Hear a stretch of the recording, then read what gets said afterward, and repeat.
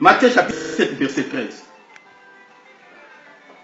La Bible dit, entrez par la porte étroite, car large est la porte, spacieux est le chemin qui mène à la perdition. Et il y en a beaucoup qui entrent par là. Voilà les beaucoup que le Seigneur dit, que beaucoup chercheront, en fait, ne le pourront pas. Les beaucoup se trouvent dans l'âge. Le verset continue, mais étroite est la porte, resserrez les chemins qui mènent à la vie, et il y en a peu qui le trouvent. Le peu que le Seigneur a dit dans Luc, peu de gens qui trouvent la porte étroite, mais beaucoup se trouvent dans l'âge. Pourquoi les gens ont préféré l'âge? Parce que l'âge est tellement vaste.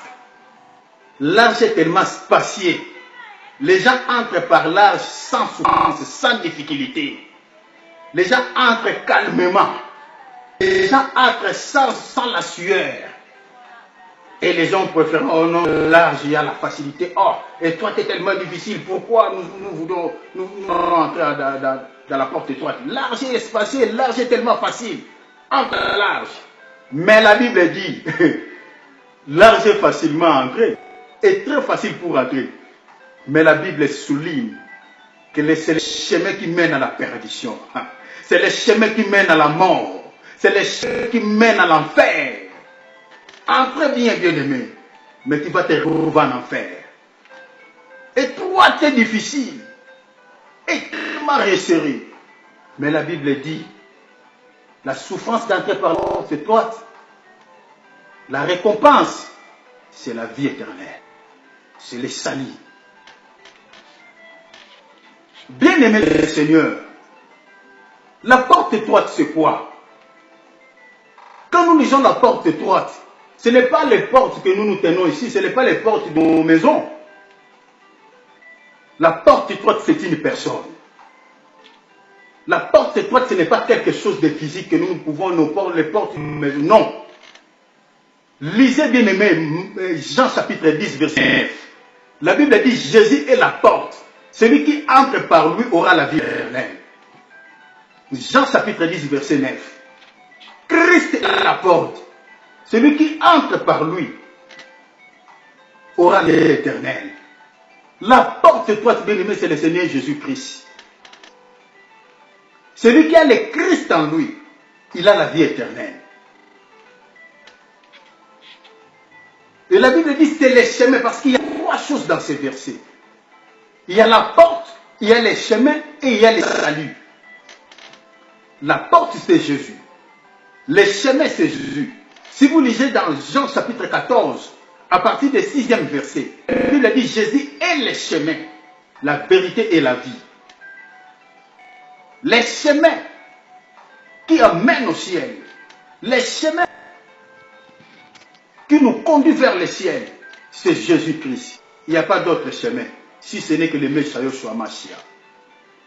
Et suivez ce chemin qui va rencontrer la vie éternelle.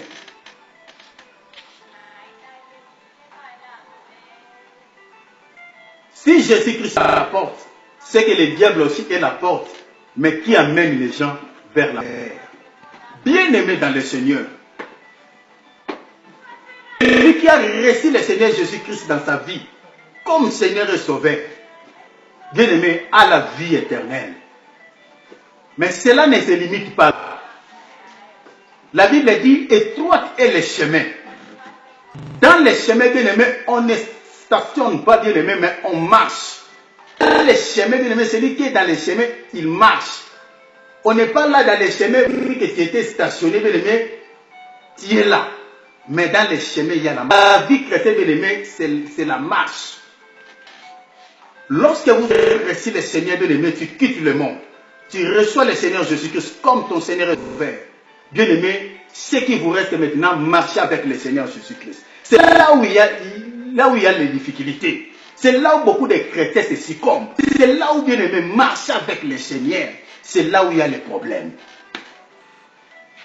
Les enfants d'Israël, lorsqu'ils ont quitté l'Égypte, c'était bien, ils ont réussi la délivrance. Mais bien aimés, tous firent mort dans le désert parce qu'ils n'étaient pas agréables à Dieu. Pendant la marche pour aller au Canaan, la terre promise, la terre que Dieu les avait promis, les Canaan, le pays qui coule le lait et le miel. Parce que nous aussi, nous allons entrer dans les Canaan, mais qui n'est pas les Canaan de cette terre, mais les Canaan spirituels, qui est le nouvel Jérusalem, le paradis céleste. Mais pendant leur marche, les enfants d'Israël, ils faisaient des choses qui n'étaient pas agréables au Seigneur.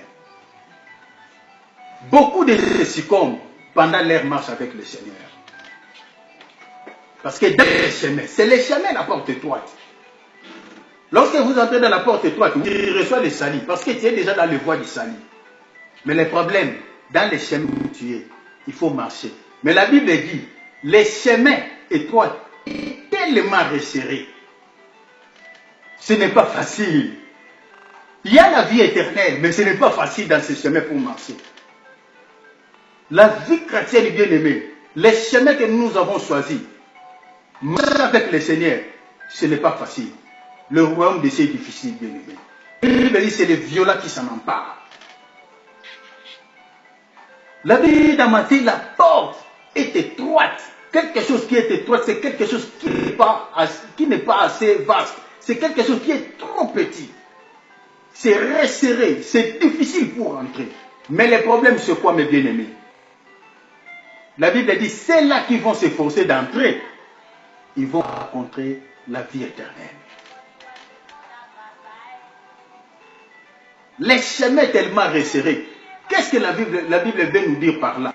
Pourquoi les chemins sont resserrés? Cela veut dire quoi? Dans notre marche avec le Seigneur, bien-aimé, il faut s'attendre aux épreuves. Dans notre marche avec le Seigneur, il faut s'attendre des tribulations. Dans notre marche avec le Seigneur, il faut s'attendre des persécutions. Dans notre marche avec le Seigneur, il faut s'attendre des souffrances. Cela peut venir d'une manière ou d'une autre. Je ne sais pas ce que toi tu es en train de traverser. Peut-être ça peut être la maladie. Peut-être ça peut être le chômage. Je ne sais pas ce que toi tu es en train de traverser. Dans notre marche, bien-aimé, c'est ça, la souffrance de la porte étroite. Ce sont ceux-là qui supportent les tentations. Comme la Bible nous dit dans les livres de Jacques, heureux celui qui supporte patiemment les tentations. Car après avoir été tenté, il va recevoir le courant de la vie. Mais tout d'abord, pour recevoir le courant de vie, il a supporté. Et la Bible dit dans les livres de 2 Timothée, 2 Timothée, je pense que tout le monde connaît si bien ce verset, 2 Timothée à partir du chapitre 2 jusqu'au verset 3. Ceux qui veulent vivre pieusement avec le Seigneur Jésus-Christ, en Jésus, seront persécutés. Avec le Seigneur, ce n'est pas du miel. Marcher